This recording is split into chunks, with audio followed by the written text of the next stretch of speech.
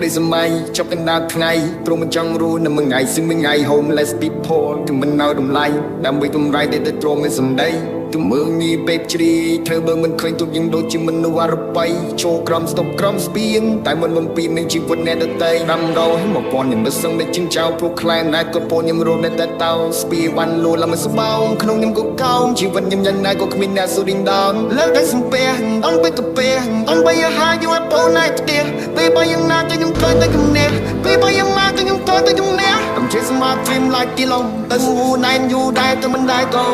ក្នុងបៃកាណៃណាគុំជីវិតដំណាំនៅស្កៃដូនាំដល់ feel low ចូលនិតពោទីមួយថ្ងៃទៅមួយថ្ងៃកាន់តែទុកត្រង់រាងកាយខ្វះជីវជាតិរួលលើស្គមចង់លុយដែលរកបានទៅដំណើរឲ្យ